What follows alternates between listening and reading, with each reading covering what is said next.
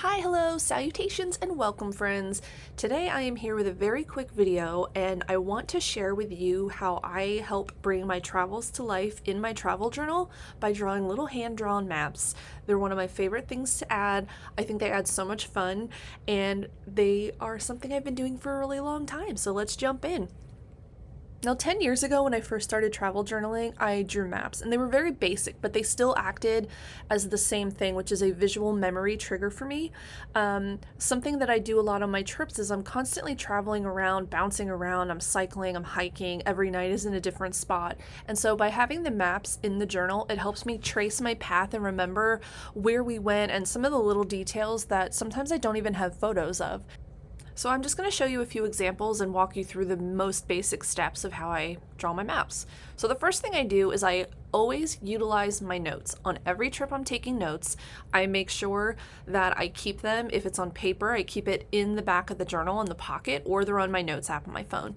But I always refer to my trip notes, which is really just like a bulleted list. And that's what I use to write in the journal, decide on what photos to add, and of course, make my maps. All right, so let's break it down a little bit. How do I create these maps? Well, the first thing I do is I make sure that I label what I am mapping out. So for me, in this example, this was the first bike ride of our trip. We went from Passau, Germany to Schlogen, Austria. And so I made sure that I wrote at the bottom ride number 1 and the start and the end point. That's the most important thing, so that if I'm glancing at the map, I can easily see what day and what page I'm on. Then I draw in the path that we took using little dashed lines, and I think that they help mimic movement and keeps everything light and hand-drawn looking, which is really cute. Then I'm going to go in and I start labeling in any major cities, towns, or stops that we took along the way so that those stand out.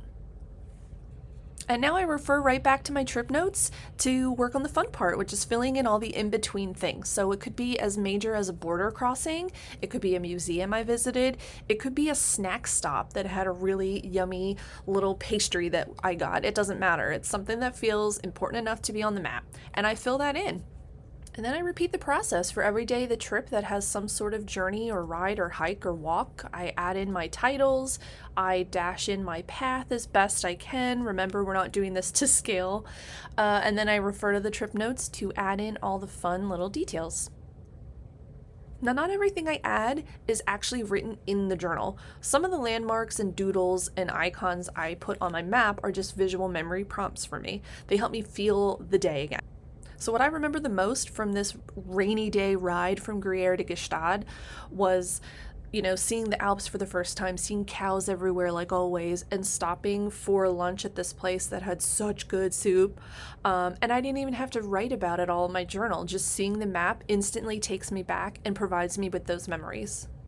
And I just want to mention one thing that I do like to add in. I pair it with my maps usually if I'm hiking or I'm cycling, and that is an elevation slash distance chart.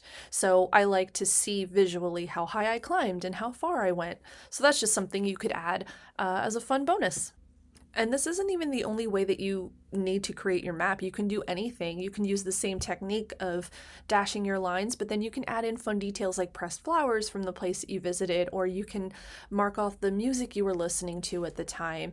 You can add in your elevation and distance chart, but do it really tiny and to save some space. So there's any number of things you can do.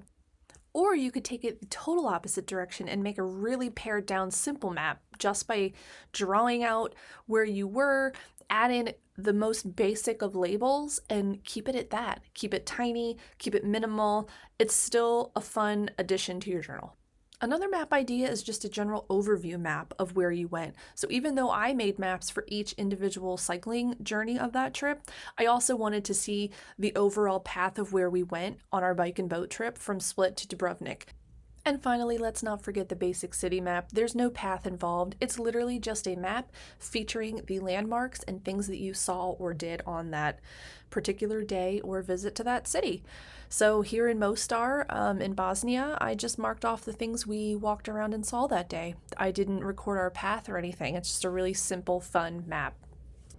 I hope you enjoyed this really quick and simple peek into my map process. So if you want to see a real-time map drawing video, please let me know in the comments. And otherwise, like, subscribe, comment, all that jazz. And I'll see you next time.